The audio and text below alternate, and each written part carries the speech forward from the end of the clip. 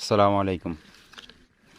এটা হচ্ছে আমাদের পটল, এখনও সেভাবে ধরে নেয়, ছোট ছোট।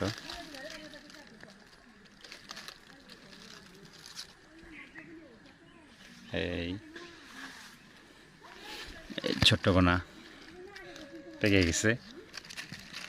এই যে পটল, আস্তে আস্তে এখানে কিছু পটল আছে, এটা ছোট বড় এখানে আছে মাশাআল্লাহ। তো এটা নতুন, এটা সময় প্রয়োজন।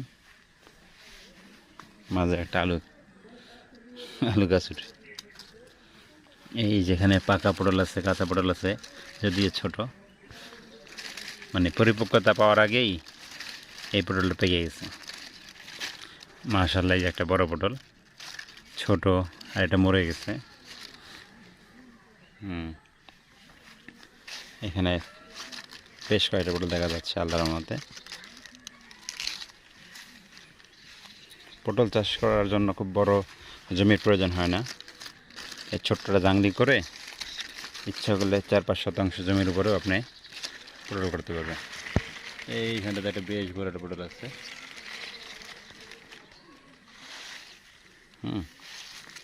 এই যে আমাদের পটল। এখানেও কিছু পটল দেখা যাচ্ছে, ছোট বড় বেশ। এখানে আছে,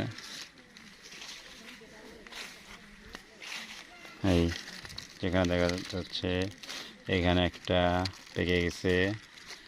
এখানে মাশাআল্লাহ, এখানে বেশ কয়েকটা, হ্যাঁ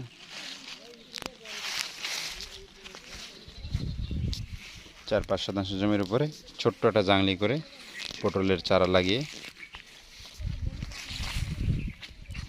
অর্থ উপার্জন করা খুব সহজ। শালিক পাখি খেয়ে ফেলছে পটল, পাকা ফল পেলে তার মালিকের অবর্ত অনেক খেয়ে ফেলে। এখানে আমাদের ছোট্ট আরেকটা আছে, এই এখানটাতে একটু জাংলিটা এখানটাতে আছে, এই পাতার নিচে, ঠিক আছে। এখানে একটা ছোট্ট করে একটা আছে, এখানে মাশাআল্লাহ এখানে একটা বেশ বড় আছে।